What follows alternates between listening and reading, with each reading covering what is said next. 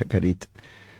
¿Se empezó? Bueno, bárbaro. Bueno, Buenas tardes. Nuevamente, bienvenidos a los escuchas del streaming de Gondwana, el primer streaming de Gondwana. Que no sé si será cierto, pero está lindo, ¿no? Así nos damos el gusto de poder hablar de todas estas cosas. Y esta vez vamos a referirnos a algo que tiene que ver con el surgimiento de distintos grupos de vertebrados hacia alrededor de unos 230 millones de años, pero también del surgimiento de la dinosauriología o de la paleontología de vertebrados enfocada en los dinosaurios, en los mamíferos o protomamíferos que convivían con ellos en el Triásico. O sea que hay toda una mezcolanza de temas históricos de gran valor para la paleo argentina, para la comprensión de cómo fue la historia de los vertebrados, el surgimiento de los grupos que tenemos hoy, y además, sin ir más lejos, de nuestros propios orígenes, ¿sí? Porque al fin de cuentas nosotros también podríamos hacer un árbol filogenético de cuáles son los antepasados nuestros o quienes nos precedieron e insuflaron la pasión también por la paleo. Sí, Fer, hola, ¿cómo andan? Sí, acá como dice Fer, está muy interesante. Incluso está bueno cómo se va mechando la cuestión paleontológica y la cuestión humana, ¿no? Vamos a ver bastantes hoy, y creo que en todos los segmentos de este podcast lo vemos siempre.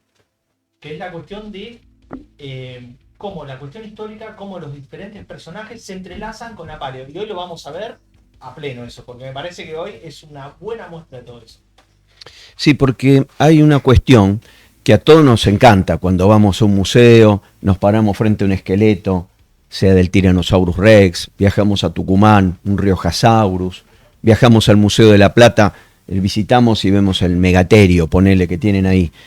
Pero claro, ¿qué pasa? Uno se entusiasma y empieza a estar atraído por las adaptaciones de esos animales, qué era lo que comían, cómo eran sus brazos, las garras, si eran depredadores feroces, si eran herbívoros que consumirían, andás a ver, del follaje alto, comían pasto.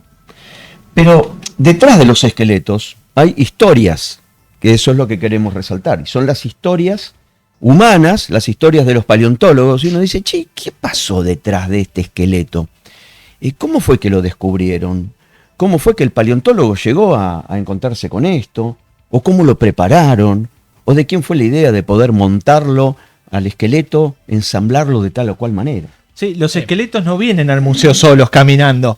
Hay toda una historia atrás que incluye a montones de personas. Y eso es lo que está bárbaro para mí, de cuando uno quiere escuchar una charla, quiere escuchar del momento del hallazgo, quién lo encuentra, cómo hace, cómo lo sacan. Es todo un proceso larguísimo, está bárbaro. Estaría bueno que vengan caminando igual, ¿eh? Ojalá. El proceso Ojalá. es bien largo y Imagínate. bien complicado. Así que bueno, el Triásico un poco que es un resurgimiento, ¿no? de la fauna que hubo en el planeta. Es como un dar vuelta, ¿no? Otra vez abrir otro librito de la evolución, ¿o no? El Triásico, ¿o es antes? Y no, a ver, es como decís vos, después de que cayó el bombazo o lo que sea que generó la gran extinción del Pérmico, desapareció casi el 95% de los seres vivos, después comenzó el Triásico y es otra etapa. Y esta etapa es particularmente interesante porque aparecen todos los linajes que tenemos hoy en día. Aparecen los primeros premamíferos, aparecen los predinosaurios, aparecen los preterosaurios, aparecen las tortugas, los cocodrilos, todo se inicia en el Triásico. Y es después de una gran extinción. Así que sí, es un cambio de página grosso. Sí, ¿no? Sí. Sí, es cierto, y claro que el Pérmico fue un momento de esplendor de los tetrápodos, digamos, de los lejanos antepasados de los mamíferos.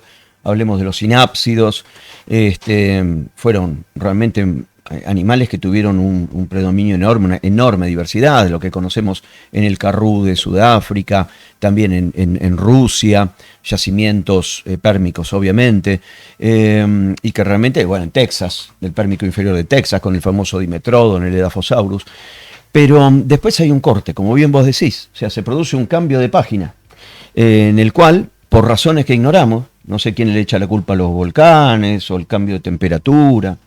Lo cierto es que todas esas faunas extraordinarias de animales tan prósperos desaparecen tanto en tierra firme como en el mar, porque la ligaron también organismos marinos, un recambio formidable. Y comienza entonces el Triásico, por ahí con una baja diversidad, reptiles, algunos con aspecto de lagarto, otros que seguían en la línea de los protomamíferos, estamos hablando de sinápsidos, especialmente disinodontes y sinodontes, los sinodontes con aspecto de perro o con dientes de perro, y los disinodontes, como ese que tenemos ahí, herbívoros. Y bueno, y después vino toda la historia, como bien dijo Fede, de la aparición de los principales grupos de vertebrados que dominan hoy. O sea, este dominio de los vertebrados actuales, vos salís a la calle, te encontrás mamíferos, nosotros, perros, gatos, fuiste al campo, la vaca, el caballo, y obviamente en todos esos ambientes, tanto en la ciudad como en el campo, aves. Y si te vas a los esteros de Liberá, los cocodrilos. Y esos son como los grupos principales, lagartovero, esos son, ¿no?, los reptiles por un lado, las tortugas, los lagartos, los cocodrilos, las aves, como representantes del gran grupo de los arcosaurios, y por otra parte nosotros, los sinápsidos, los mamíferos, que al fin de cuentas somos sinápsidos. Toda esa historia se remonta en ese momento de la aparición de la diferenciación de todos estos grupos alrededor de unos 240 millones de años atrás. Esto es una locura porque nosotros estamos acostumbrados a hablar en millones de años, pero hay que ponérselo en la cabeza. Los egipcios hace unos pocos miles de años estaban haciendo las pirámides, pocos miles de años, así que nos vamos a 240 millones de años y el mundo es otra cosa. Sí. Había un solo continente, los continentes no estaban separados por océanos, es una locura, totalmente distinto. Estamos hablando de otro planeta. Tenés razón. Y eso, primero no tenemos que parar ahí para decir, bueno, y bueno, yo si quería ir caminando hasta la India, quería ir caminando a Europa, quería ir caminando a Rusia, lo podía hacer. No había nada que me detuviera en el medio, no había ningún océano que me permitiera. Ahí tirábamos un tren, hubiera estado bueno porque no necesitábamos los aviones que ahora están caros. Pero nos íbamos en tren o en bondi, nos tomábamos el 117, déjame en Rampur, claro. Y me dejaba. Totalmente. Claro, aparte la SUBE podría haber sido el mundial. La SUBE hubiera sido algo mundial, claro. Está re bueno. Totalmente, tenés razón. Porque, como bien dice Fede, todos los continentes estaban unidos. El supercontinente que imperaba en aquel momento era Pangea, todo Gea, tierra, todo tierra. Y un único océano, no era que estaba el Pacífico, el Atlántico no existía. Y es lo que decís vos, al no existir el Atlántico, podías entonces, te tomabas el tren, salías de Constitución y te dejaba... Después de Ringelet, después de Ringelet venía a Sudáfrica, estación ahí, Ciudad del Cabo, y seguía para Madagascar y la India. Y lo cierto es que todos estos continentes sureños dentro de Pangea, atesoran una cantidad de fósiles extraordinarios. Y nos vamos acercando al tema del hallazgo, de qué significó que la Argentina y Brasil se transformaran en dos países de enorme potencial para comprender cómo surgieron los mamíferos, los primeros mamíferos, nuestros tatarabuelos, y los dinosaurios. Y toda la fauna que rodeaba alrededor, ¿no? Como decís vos, es un golazo de media cancha tener muchos de los fósiles que cuentan esta historia acá, ¿no? Sí. Pero como vas a contar en un ratito, no es que solamente los tenemos, los encontramos. O sea, paleontólogos argentinos se dedicaron a buscarlos y a encontrarlos, porque vos los podés tener, pero si no los encontrás o si no los buscás, es lo mismo que nada. Eso es lo que me parece interesante de esta historia, que tuvimos la gente que los buscó y los encontró. El desafío, ahora lo vamos a ver eso. Sí, pero tener las capas expuestas de esa edad, ¿no? Sí, claro. En Chile, en Argentina, en Brasil, ¿no? Bueno, también en Uruguay, ¿no? Hay algo en Uruguay, sí. Y eso también es vital, porque si no... Por más que tengas paleontólogo... Por que tengas paleontólogo no vas a encontrar. Por ejemplo, la parte pérmica, ¿no? En Argentina, si bien tenemos grandes extensiones del pérmico, no se encuentran tantos fósiles como por ahí en Brasil o en Uruguay. Ahí quedó un gap ahí de descubrimientos que tenemos que seguir desarrollando para ver qué pasó en el pérmico de Argentina, ¿no? De esta parte de acá. Ya van a aparecer, tienen que aparecer. Y de la extinción del pérmico Triásico, de esa teoría que dicen que cayó el meteorito en Malvinas. Sí. ¿Qué piensan ustedes? Sí, totalmente. Bueno, justamente la extinción esta grande, permotriásica. ¿Que también fue un meteorito? Coincide con el impacto, parece un meteorito que cayó ahí por la zona de Malvinas, que lo enganchó un astrónomo amateur que se dedicó a buscar en varios lugares a ver si había meteoritos. Max Roca, le mandaba un saludo de acá. Maximiliano Roca. Sí. Yo lo conocí, el muchacho venía acá a trabajar, a colaborar cuando Colaborador, era ¿no? De buena parte, ¿no? jovencito. Hace Sos un montón. pérmico posiblemente. ¿Cómo no? Estuvo ahí con la caída del meteorito. Lo vio. Y bueno, No me justamente digas. revisando lo que hay del fondo marino, Sí. vio unas anomalías extrañas ahí en Malvinas, empezó a pedir diferentes mapas especializados y demás, y enganchó que hay una anomalía muy importante y pegada a Malvinas. Y bueno, ahora están analizando porque parece que hay incluso materiales que indican el impacto de un meteorito en esa zona. Así que capaz que también podemos atribuir esta extinción a un meteorito. Pero bueno, todavía falta mucho, ¿no? Bueno, pero qué bárbaro cómo científicos argentinos, o en este caso un astrónomo amateur, pero también de nuestro país, viene a reparar, a darse cuenta de la presencia de un impacto que podría explicar, como bien decís vos, la extinción masiva que ocurrió alrededor de unos 250 millones de años atrás. Sí. Y vos fíjate que esto también, y lo vamos a charlar en un rato, pero toca un poco este tema de que cualquier aporte que hacemos es multidisciplinario, o más que multidisciplinario, incluso un montón de personas de diferentes ámbitos. Sí. Fíjate como un tipo que se dedica a la astronomía se pone a buscar y pega un gran hallazgo que nos toca a nosotros los paleontólogos. Entonces, nada, como que de las diferentes ramas, de los diferentes lugares se construye. E incluso la gente que nos da una mano en el campo, es una construcción colectiva, que es lo que siempre decimos. Sí, ¿no? sí, O sea, no es que, bueno, uno llega y se da cuenta, se sienta en la computadora y ya te das cuenta de todo. No. Sí. Correctísimo lo que decís, porque siempre cuando uno realiza estos trabajos, sea por la gente que nos ayuda, sea porque siempre vas a tener alguien que se entera de que hay fósiles en tal lugar, tantas historias maravillosas que tenemos en Río Negro. Ya vamos a volver al Triásico, pero es digno de agradecer a toda la gente que uno se va cruzando en el camino, porque si no, no es que uno es un capo, la gente del campo, y fue, descubre, y además tiene la capacidad por ahí de interpretar. No, siempre tenés a alguien que te está dando una mano. La otra vez publicaste un libro maravilloso de la evolución de los mamíferos del Cenozoico, y me gustó muchísimo ese reconocimiento en los agradecimientos que vos haces de tus padres y tus abuelos. Entonces, a ver, siempre está el tema, porque uno está acá, no es porque uno sea el capo de los capos, sino que en realidad es porque uno ha tenido gente que te ayudó, te apoyó. Así que bueno, bárbaro por el libro, que en algún momento hay que hablar. Gracias. Formidable. Bueno, pero Fer, a ver, quiero que nos cuentes un poco cómo es esto del Triásico, porque vos lo has estado laburando, no solo de tus orígenes, sino que lo estás laburando ahora. De la historia del Triásico en Argentina. ¿Cómo empieza toda esta historia? Que es reciente. Sí. No tenemos, los antiguos paleontólogos no tenían idea que había Triásico, o al menos así de rico acá en Argentina, con vertebrados. Bueno, en primerísimo lugar, si nosotros vemos un cuadro estratigráfico de la era mesozoica, sabemos que se divide en 3 periodos, ¿no? El Triásico, el más antiguo, Jurásico y Cretácico, el más reciente. Duraron millones de años cada uno de estos periodos. El Triásico es el inicio de la era mesozoica, va, corregime, 250 a 200 millones de años, redondiemos. Sí. Son 50 millones de años de duración, es muchísimo. Pasó de todo, es comparable casi más o menos al Cenozoico. Claro, toda la era de los mamíferos. Toda la era de los mamíferos, el Triásico. Así que mirá, y conocemos poco. Ahora bien, primer punto, Triásico. ¿Qué se sabía hasta, ponele vos, 1940, 1950? Vos tenés un gran conocimiento en Argentina. ¿Qué se sabía hasta 1940? ¿En el mundo ya se trabajaba el Triásico? En el mundo se trabajaba. ¿Y qué pasaba en el mundo? Vos tenías un momento del Triásico inferior inmediatamente después del Pérmico, con esa presencia de determinados protomamíferos lejanos antepasados, sinodontes primitivos, disinodontes y arcosaurios primitivos también.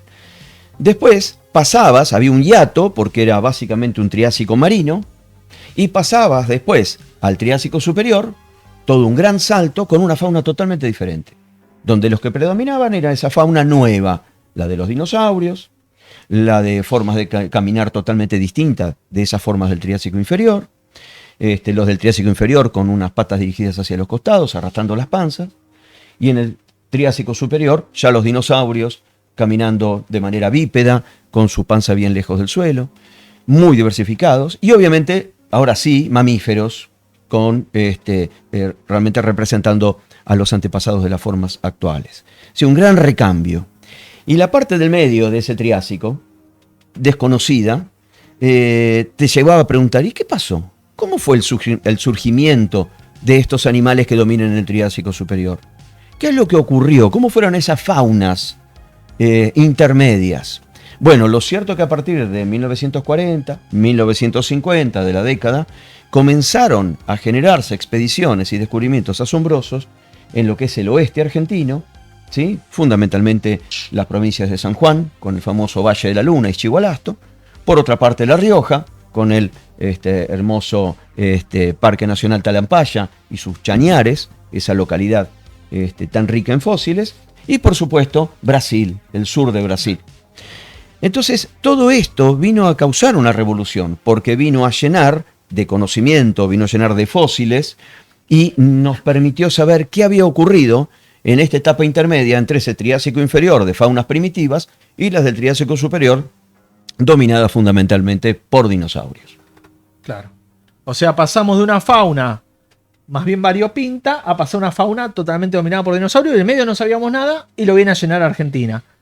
Pero ¿cómo lo viene a llenar? O sea, ¿qué pasó? ¿Que iba un tipo caminando, se tropezó con unos huesos y ya está? ¿Lo llenó? Mira, en parte sí. No sé si tenemos fotos para mostrar. Que esta historia, vamos a remontarla, no sé si aparece alguna fotito. Esos fueron geólogos, ¿no? Que estuvieron primero. Sí, mira, eso que se ve ahí, ahora vamos justamente al tema que no es Argentina, esto es el sur de Brasil. Y quien desarrolló investigaciones en 1903, 1925, 1926, 1930 fue el gran paleontólogo alemán, especialista en dinosaurios, Friedrich von Huene. Resulta que él va a esta zona en el sur de Brasil, en Río Grande do Sul, y empiezan a aparecer fósiles que realmente causaron una enorme sorpresa. A ver si pasás la otra, Santi, a ver si se ve. Resulta que empezó a aparecer estas faunas. Mirá, esto es el armado de un esqueleto, debe ser en la Alemania 1930, 1932, previamente al nazismo en su máxima expresión. Eso es Tübingen. Y el que vemos en guardapolvo, flaquito, con bigotitos, así parecía Marcelo Isassi, es Friedrich von Huene. Y su técnico, ¿sí? Ese que está con el overol, que debe ser Stacklecker, creo. Rudolf Stacklecker. Y resulta que el bicho que están armando es un dicinodonte gigante. Que lo llamaron... como ese que tenemos ahí. A ver, ¿lo podemos enfocar? A ver, Chelo. ¿Sí? Señalalo, ahí está. Ahí está, ahí lo tenemos. Ya lo tenemos en el piso, eso salió. Está como una lagartija ahí. Ahí está, perfecto. Viéndolo de frente, lo estamos viendo de frente, el cráneo Así que ahí lo enfoca, el Seba lo va a enfocar mejor. Señalá el hocico, vos Seba señalá el hocico, las partes principales. Bueno, acá tenemos el que no tengo. Vayan diciendo ustedes. Ahí tenemos el hocico, lo que está señalando el Seba es el hocico. Ahí está el pico, que no tiene dientes, tiene esos dos caninos enormes. Fíjense, y bueno, y atrás todo lo que es el... La camarita mandala más para allá, porque no se ve. Claro. A ver. Entra. Lo estás mostrando Isassi más que nada. Sí. Sí. Miren, acá tenía el hocico. El hocico Isassi. No. Bulineo hasta en acá. Sí, no puede ser, no. Bulineo en vivo en directo, esto es terrible. Suerte está ahí Santi Miner, mira, ahí apareció Santi Miner que pone un poco a ver, fíjate, los puntos sobre las IES. Vamos a hacerla más fácil. A ver si aparece, si se lo ve mejor. Eso. Ahí está, buenísimo. Si no es por el Miner, me pongo como el bicho. Mirá, se pone como el bicho, si no. Realmente. Ahí se puede ver dale. Un pico sin dientes, sedéntulo, que tiene unos caninos por detrás, unos caniniformes muy raros. La órbita está arriba, chiquita, redonda. Y atrás tenemos las fosas temporales donde se enganchan toda la musculatura que tiene que ver con las mandíbulas y las cuestiones masticatorias de estos bichos que son increíbles. Perdóname que haga una digresión. Ese diseño de cráneo es el sinápsido. Nosotros tenemos ese diseño. Si nosotros nos tocáramos los pómulos, ¿sí? Claro. Y apretáramos los dientes, vemos cómo salen los músculos más etéricos y los músculos temporales, y lo mismo también les ocurría a los disinodontes. O sea que ese modelo craneano, al fin de cuentas, es un modelo que nosotros hemos heredado. Acá tenemos, me dice Seba, indicar acá el Macetognathus, que también tenía ese diseño en el cráneo, y muscular también.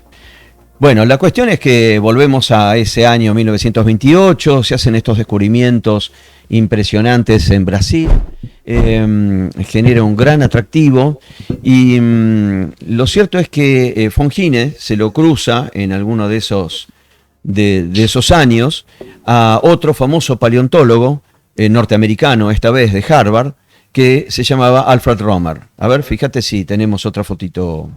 ¿Esa foto Santi. dónde es? ¿De qué lugar? Eso es Tübingen, la Universidad de Tübingen en Alemania. Ah, bueno, acá sigo. ¿Y un salto. ¿Y el material dónde lo colectaron ese? ¿Sabes? En Brasil, Río Grande En do Brasil, Sul, es sudamericano. que justamente hoy, desafortunadamente, ha habido un tema climático Sí, que ha sí, arrasado con inundaciones. las Muy inundaciones. complejos. Y justamente Fongine, que se quedó como no sé cuánto, 8 o 9 meses trabajando en aquel momento, gran parte de su trabajo se vio interrumpido por las grandes lluvias que hubo en aquel momento también, y entonces no podían pasar con los carruajes y cosas mucho más primitivas que tenían de transporte para poder acarrear los fósiles pesadísimos, y en el barrial no podían sacarlo. Y acá lo que estamos viendo son todas esas caruchas de distintos científicos que tuvieron un rol clave. Arriba de todo Fongine, el alemán, con sus descubrimientos en Brasil. Llamó la atención, obviamente, de otros científicos. Le sigue otro de los grandes naturalistas argentinos, que algún día, Fede, vas a tener que hablar largo y tendido, que era Ángel Cabrera. Sí. Y Ángel Cabrera, que trabajaba en La Plata, le trajeron Joaquín Frengueli, que era paleobotánico, que anduvo en el Valle de la Luna, en San Juan, 1942, una cosa así. Se encuentran con fósiles y se los trae al escritorio del Museo de la Plata, a Cabrera. Y Cabrera describe esas mandíbulas de los reptiles mamíferoides, de los protomamíferos herbívoros, que indicaban de que el Valle de la Luna tenía tesoros escondidos. Ahora, vos fijate que increíblemente se dio cuenta con esos fragmentos, ¿no? Cabrera la pegó bastante con unos cachos que son una porquería. Vos lo ves ahí, decís, unos pedazos de mandíbula rotos, sin diente, nada. Y el tipo le acertó, ¿eh? Un gran conocedor. Cabrera era de origen español y se instaló en Argentina. Bueno, vos después lo contarás mejor, no sé cuándo habrá sido, en 1930, una cosa por el estilo. Sí. Quizá lo corrió el franquismo y se vino a la Argentina. Sí, sé que era un tipo muy, muy progresista, digamos, para la época, y sí, tuvo problemas políticos y decidió venderse por esas cuestiones. No sé exactamente qué año, pero... y acá, bueno, tuvo un gran... Lo charlaremos en otra ocasión, pero mucha difusión de paleo hizo. Sí. Mucha divulgación. Tiene muchísimos libros de divulgación, y cualquiera que vaya a una librería de usados se va a encontrar su libro de divulgación, no solo de paleo, sino de zoología. El famoso Zoología Pintoresca está en todos lados y es una belleza de leerlo. Ilustrados por él, ¿no? Encima. Además, me ilustraba, bueno, el libro de los mamíferos, un volumen de los mamíferos de América del Sur, con todas las pinturas de él, que era Cabrera y Yepes. Exactamente, sí, una por belleza. favor, qué librazo de primera. Guía gigante, más grande que una guía telefónica y lleno de información. Bueno, retomando eso, a esa década del 40, lo tenemos a Cabrera haciendo esas descripciones, y después un hombre abajo de todo, que es Heim, creo que se llamaba Walter Heim, que era geólogo, y lo habían comisionado del gobierno argentino para que hiciera un relevamiento del carbón que había en aquel momento, porque en la época esa de los años 40, con el tema de la guerra, los tipos tenían que ver cómo era el tema de alimentar los barcos con carbón mineral, claro, para poder movilizarlos, para que fueran de un lado para el otro. Era todo un gran problema energético que se estaba viviendo también. Así que lo mandan a este hombre, a Heim, al Valle de la Luna. Evalúa que el carbón ese estaría húmedo, que no servía para nada. Pero lo cierto es que el tipo se termina entusiasmando con los fósiles que ve. Y su trabajo de descripción geológica y evaluación del carbón resulta que termina poniendo en la parte final de su trabajo unas fotos extraordinarias en donde se ven todo el contorno del cráneo, esta vez completo, de los bichos, mismos bichos que Cabrera había descrito en base a esas mandíbulas rotas. Entonces, esa figura de un cráneo esperando ser sacado por manos técnicas apropiadas, ¿sí? El otro era porque no sabían sacarlo. Entonces, por eso lo trajeron todo roto. Claro. Y eso hizo la diferencia. Después, cuando, bien, ya se acerca la historia, cuando va Romer en el año 1958 a buscar fósiles con técnicos especializados, con experiencia, para sacarlo, y ahí descubrieron unas cosas extraordinarias. Pero esa fotito que se ve, bueno, no sé cómo el que mira ahora en la pantalla desde su casa, no sé a dónde queda, ¿no? Si está a la derecha, a la izquierda, pero es abajo, al lado de la foto de Walter Heim. Esas fotos también las miró, y con lupa, Alfred Romer. Y cuando vio eso, dijo, no, yo tengo que ir a este lugar, al Valle de la Luna, a Ischihualasto, hasta ese momento se lo conocía de esa forma, en San Juan, en la provincia de San Juan, para buscar fósiles. Próxima, porque Romer era un entusiasta de lo que era el Pérmico y el Triásico. Uf. Qué foto. Sí. Ahí los más lungos, el más alto era Brian Patterson. Claro. El que le sigue era a la derecha de Brian Patterson, era Romer. El otro que está sonriente era Edwin Colbert, que describió Los mayores paleontólogos. los capos Totales. del mundo, digamos, de los vertebrados mesozoicos y cenozoicos. En el medio era Colbert, que tuve la fortuna de conocerlo una vez en una reunión que se hizo en Nueva York, en el American Museum. El otro que le sigue, no me acuerdo bien el nombre, pero que creo que se dedicaba a tetrápodos pérmicos. Y el último, ¿sí? El que está a la derecha, con el sombrerito en la mano también, de color blanco. Más viejito. Peticito, Sí, peladito. pelado. Ese era George Gaylord Simpson, el gran Claro, sí, paleontólogo y evolucionista norteamericano. O sea que esa era una reunión de los top 5 de la paleontología de aquel entonces, de 1940, en 1950. Y ahí entra el afloramiento en Estados Unidos. Sí, eso sería una El reunión. campo al allá, azar. claro. Entonces, bueno, Alfred Romer decide organizar una expedición, se contacta con los directivos del Museo Argentino de Ciencias Naturales, donde nos encontramos, le escribe al que era en aquel momento el director del museo, que era Max Viravent, y resulta que le propone para poder hacer una expedición conjunta a Ischihualasto. El museo y Harvard. Harvard. Entonces era una expedición conjunta. A ver, Santi, ¿qué foto sigue? Sí, que se contactaron con el Museo, ¿no? Argentino de Ciencias Naturales, no con el Museo de la Plata. No, correcto. Con el Museo de Ciencias Naturales, y en aquel momento trabajaban aquí el paleontólogo Guillermo del Corro, y por otro lado, el que era su técnico, Orlando Gutiérrez. El Guti. Entonces hicieron una expedición conjunta y realmente hicieron descubrimientos asombrosos, porque cuando ellos llegan allá al Valle de la Luna, comenzaron, apenas se bajaron de la camioneta, empezaron a encontrar cosas. Sacaron con de todo. Pero te hago una consulta. ¿También fueron de acá del museo? ¿Fue del Corro? Sí. Ah, mira. En Y Gutiérrez también. ¿Gutiérrez Sí, también? ambos. Sí. Los dos. Yo pensé que no había ido nadie de acá en la primera expedición. Entonces, obviamente que, bueno, los de Harvard trajeron su camioncito, que después demostró que no servía porque era un camión que era cerrado, entonces era muy incómodo para cargar y descargar las cosas. Y bueno, fueron todos allí camino a San Juan, y bueno, como te digo, realmente que rindió y mucho, porque descubrieron no solamente los cráneos con los dientes, sino esqueletos completos de estos reptiles mamiferoides, de los sinápsidos, enormes dicinodontes, parientes del Stalequeria de Brasil que había descrito antes Fongine. Sí, el cranecito que mostrábamos hace un rato acá también. Que Sí, tenemos ahí. correcto. Descubrieron una gran cantidad de cosas, ¿no? Reptiles tanto carnívoros como herbívoros. Otro grupo muy peculiar y extraño, el de los rincosaurios. Ah, sí. Y claro, ¿qué pasó? Resulta que acá llega Romer con su grupo de técnicos, Romer, un catedrático de prestigio internacional, ya había escrito para ese momento, fines de la década del 50, libros extraordinarios, la osteología de los reptiles, la paleontología de vertebrados, en inglés, ¿no? Vertebrate Paleontology, y un montonazo de otros libros. ¿sí? Una bestia. Una bestia, Romer, claro. Pero solo 3 vinieron de allá, de Estados Unidos. 3 eran. Sí. Romer, Lewis y el otro técnico, ¿no? Sí. Lewis, Jensen y Jensen. la esposa de Romer. Claro. Bueno, lo cierto es que se juntan entonces, viajan todos para allá, pero claro, se encuentran entonces con una Argentina que... ¿Quién se dedicaba a eso? Y prácticamente nadie. Sí, nadie. Nadie con el tema del Triásico.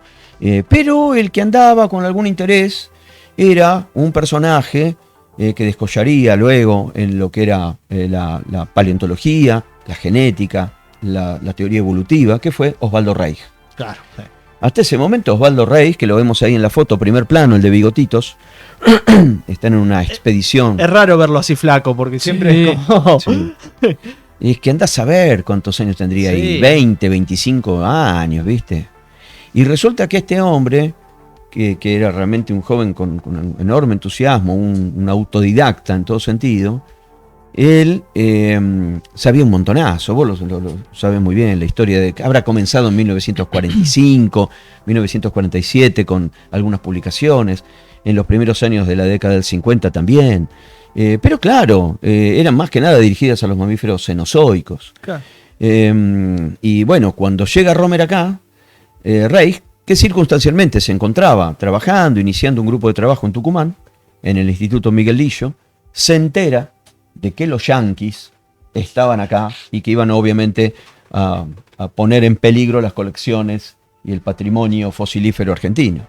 Y era como que sí, vengan a trabajar, pero no se lo pueden llevar como había ocurrido previamente con Simpson, que llevaron todas las cosas al American Museum, u otras expediciones de Princeton, que fueron a parar también ahí en colecciones maravillosas, o expediciones en Catamarca, de Elmer Riggs. Sí, y acá tengo un paréntesis, porque a diferencia de la de Princeton, lo que se llevó Simpson fue ilegal.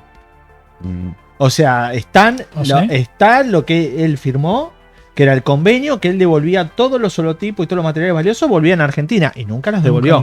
La de Princeton fue legal, llevaron los materiales allá, gusto o no, pero lo de Simpson fue otra cosa. Y parece que Reich con eso se quedó con la sangre en el ojo. Claro. ¿Qué pasa?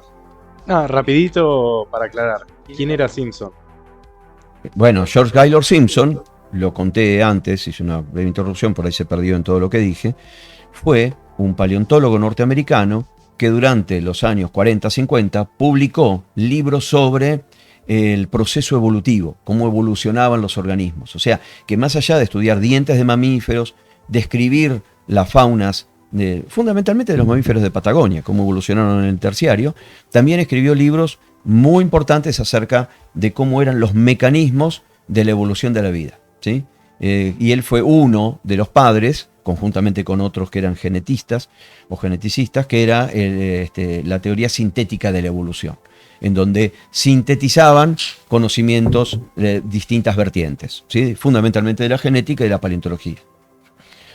Bueno, retomando nuestro Osvaldo Reich, en aquel momento no tenía trabajo. En aquel momento, antes del año 58, que se fuera al Instituto Miguel Lillo, trabajaba en una librería. ¿En Tucumán? No, acá en Buenos Aires, en la Avenida Independencia. No sé si sería una librería comercial, vendería remas de papel. Hasta vendió autopartes. También. Así que se dedicaba a la venta de repuestos de auto. Sí. Pero el tipo tenía un conocimiento paleontológico extraordinario y de filosofía. O sea, realmente que era sorprendente su conocimiento.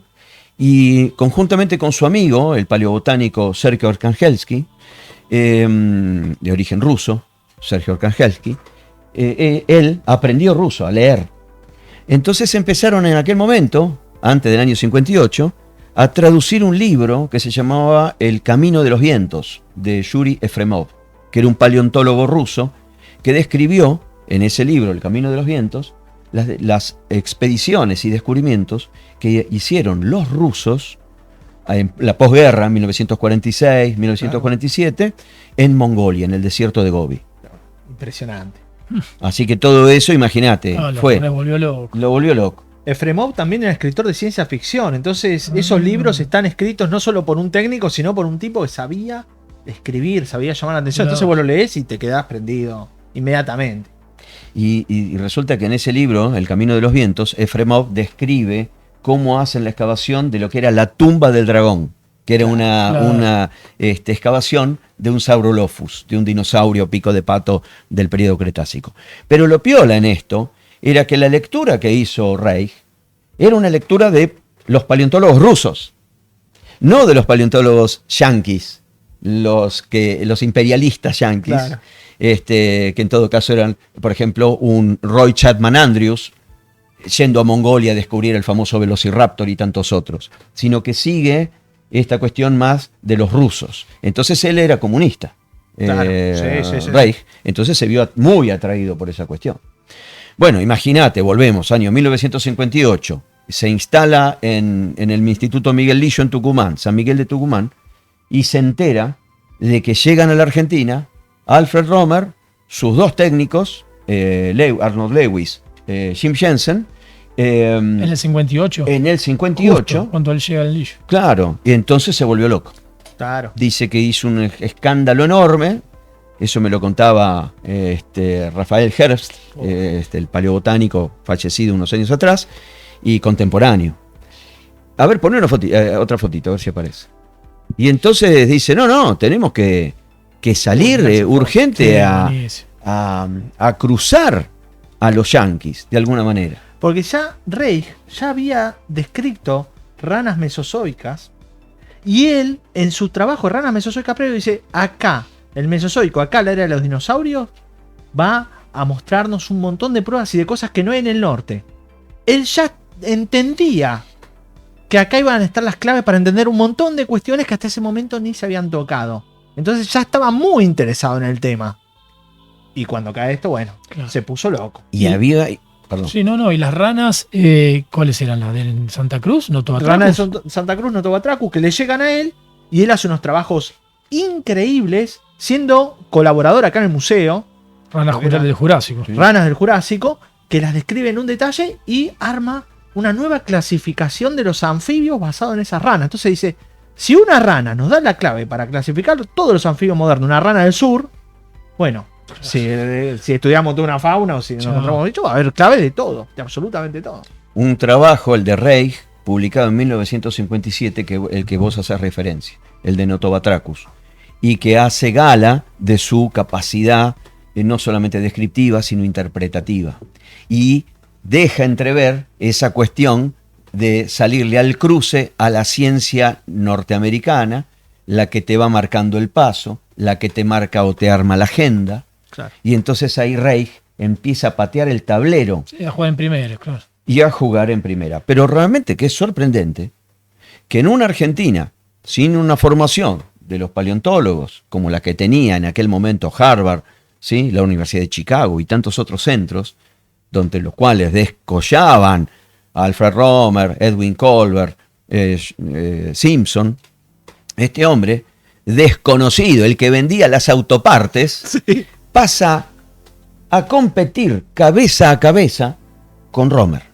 Sí. Entonces, esa foto que estamos viendo histórica me la facilitó Sergio Arkangelski, el paleobotánico amigo de Reich. Desafortunadamente, primero, el que está viendo esto va a poder observar como que la foto está dañada por una luz vertical. Detrás de esa luz vertical, si prestan atención, se ven las piernitas de quien está sentado con un gorrito. Ese es, que no se lo ve muy bien, Sergio Arkangelski. Le sigue hacia la derecha de Sergio, que está sentado, a su esposa, luego otra de las colaboradoras que habían, otro colaborador más sentado, otro que está parado y de campera de cuero, de color marrón, con una gorrita con pinta de matón, Osvaldo Reich, el más alto del grupo. Y era él el que dijo, yo quiero prenderme a esa expedición, esa que ustedes están viendo ahí. Eso transcurría en junio de 1958, Y apenas se fueron los yanquis, que estuvieron ahí casi un mes y medio, 2 meses, Y encontraron de todo. encontraron de todo, llega Reich con ellos, y el otro que está a su vez a la derecha, Paradito es el de la gorrita. el de la gorrita, es Colla. Rafael Herbst. Jovencito. Sí, jovencito. Entonces empiezan también ellos a descubrir un montón, porque Ischigualasto era tremendamente fértil en fósiles, y lo sigue siendo.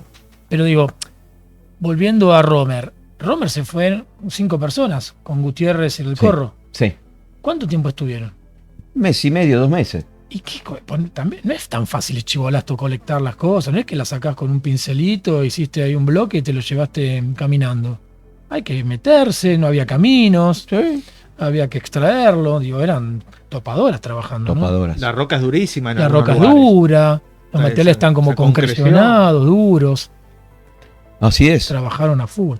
Ese tema de Ischigualasto es un tema que los fósiles, como bien vos decís, los podés descubrir, pero no son fáciles extraerlo porque o se te rompen, Están muy fracturados. como, ¿no? como Sobre todo cualquier en- otro fósil, Sí, digamos. pero el Triásico es especial. en eso, Pero el ¿no? Triásico después le está sumando que la mayoría de los fósiles de Ischigualasto tienen una costra de Hematítica, óxido sí, hematítico, de ferrosa, óxido ¿no? de hierro, que los hace muy difíciles de preparar. Tenés que ser un capo para Sí. preparar eso y removerlo. Claro, es muy duro. Yo recuerdo de preparar esos materiales, inclusive de estar trabajando pocos días en Ischigualasto y bueno, estuviste de campaña y nada, no es fácil la preparación y no es fácil la extracción. Y bueno, eran pocas personas, ¿no? Sí. Y si hicieron una gran colecta, porque materiales completos se llevaron de acá. Totalmente. Realmente trabajaron a full. Sí, sí, Muy grandes increíble. trabajadores. Sí. Grandes trabajadores. Con experiencia, ¿no? Venían ya, Claro. sabían hacer ese trabajo. Sí, por supuesto. Y acá viene el tema de que cuando le toca a Reich sacar los fósiles, no sabía sacarlos bien. Claro. Entonces vos necesitas, así como a mí también me pasa, que yo soy un desastre sacando los fósiles, y por eso te contratamos para que vos estés acá, sacando bien los fósiles, porque es la clave. Si uno encuentra un esqueleto completo y le empezás a dar pico, pala, cucharín, pincel y lo rompes, entonces ¿para qué fuiste al campo? Perdiste la evidencia. Entonces es clave que ese primer momento, el nacimiento donde estás, la Pachamama está pariendo, tiene que haber un partero que saque las cosas como corresponde y no las rompa. Porque si no, ¿cómo haces? Y tenés que prepararlo con detalle. Por esa razón, Reich lo trajo a su gran amigo, quizás más que amigo, casi padre, que fue Galileo Scaglia, del Museo de Mar del Plata. Claro. Porque a este hombre, a Reich, es jovencito, 16, 17 años, el padre lo echó de la casa a Reich y le tiró todos los huesos a la calle. Entonces Reich, con todo ese bagaje de ropa y de fósiles y de huesos, apasionado ya desde ese momento por la paleo, fue a Mar del Plata y Galileo Scaglia y su familia le dieron un lugar. Y a partir de ahí Reich comienza a trabajar obviamente en las barrancas de Chapadmalal con los fósiles del Es unos descubrimientos Plioceno, bárbaros. cosas extraordinarias, y esa barranca que le dio tantas satisfacciones con esos acantilados maravillosos que hay en distintos sitios de Mar del Plata, después lo cambia por las barrancas coloradas de Ischigualasto, y donde hace unos descubrimientos sensacionales. Próximo. A ver si aparece en la foto si es lo que... Bueno, no, pero no importa. A ver, lo que queremos decir es que Reich cambió la visión de este tema, no solamente en decir, descubrimos los fósiles, le vamos a salir al cruce a los yanquis. Había en una carta de otro gran naturalista, antropólogo, lingüista, paleontólogo también, Rodolfo Casamichela, rionegrino, de ingeniero Jacobacci, también del trío de estos grandes paleontólogos, Osvaldo Reich, Rodolfo Casamichela, Bonaparte, el que vamos a hacer inmediatamente mención de él. En una carta del año 1960, Rodolfo Casamichela le escribía a uno de ellos diciéndole: hay que pararle el carrito a los yanquis. Para el carrito. Pararle el carrito significaba, vamos entonces a salir al cruce, y lo hicieron no solamente yendo al campo, preparando los fósiles de una manera magistral, Galileo Escaglia, enseñándole a Bonaparte, que era técnico en aquel entonces en el Instituto Miguel Lillo, sino además, esto que lo que es fabuloso, con una capacidad extraordinaria de comprender la problemática. Porque hay que hacer en pocos meses, te tenés que convertir en un capo en arcosaurios, en rincosaurios, tenés que saber, eso es realmente la capacidad que tuvieron. Fue bárbaro. Sí, e incluso a mí lo que me llama un poco la atención que viendo la cantidad de material que juntaron en esas campañas, ¿sí? ¿En cuánto tiempo lo prepara? ¿Qué no dormirían? Porque mientras uno preparaba, el otro que difícil. estudiaba y el otro escribía y el otro... ¿Qué hacían? Eran 3, 4, Sí, hicieron el trabajo de 30. sí. En un par de meses hicieron un trabajo que hoy en día decimos, bueno, tenemos que estar meses y meses laburando todo. Bueno, ellos lo hicieron rápidamente y bien. Sí, y No bien. es que hicieron bueno, un mamarracho. No, pero bueno, Romer se fue del lugar, ellos salieron corriendo y se metieron en el mismo lugar. Encontraron los fósiles que tenés que encontrar más. Sí, claro. Así que tenés que caminar, tenés que explorar, tenés que llegar, sacar, subirlo al vehículo, llevártelo. Y después, como bien decís vos, toda la preparación que es muy complicada. Dificilísimo. Y mientras tanto, pues yo lo he vivido, tuve la suerte de trabajar, era 11 años el técnico de Bonaparte, ya describí lo que lo describían inclusive en el campo. Ya Claro. nos empezaban a preparar en el campo. Yo creo que seguro que hicieron eso, porque ya lo hacíamos después nosotros cotidianamente cuando estábamos en todas las campañas que hicimos. Pero en esa yo creo que se pusieron más las pilas todavía para ganarle esa carrera a Romer. Encima tenés que no tenés la maquinaria que tenés hoy en día, los martillos neumáticos. No, Era todo a mano, no, buril, no había nada, no había nada. No había ni tornos, porque el primero que vino como herramienta mecánica era el torno. El torno de los dentistas. Como un torno, sí, como una fresadora. Ah. Un poquitito Y más y con industrial. eso iban Y con eso apuraron muchísimo más la preparación. Pero si no era todo buril, cortafierro, buril, y que se lo forjaban ellos, ¿no? Las herramientas se las La armaban tenían ellos. medio que Así la que eran tenían que armar acá, herreros, ¿no? forjadores, las templaban. Sabían de todo, ¿no? Sí. Eran unas bestias. Un detalle muy importante.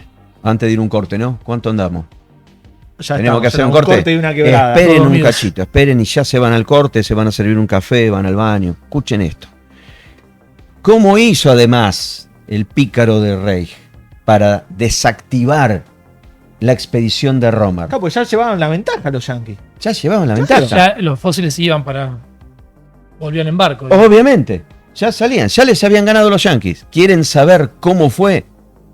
Y sí, Fer, ¿cómo no vamos a Y querer dale. saber? Vamos a un corte. Vamos a un corte y después vuélvanse con el cafecito que les voy a contar de qué se trató ese tema que hizo Rey. No, pero decinos ahora, pará.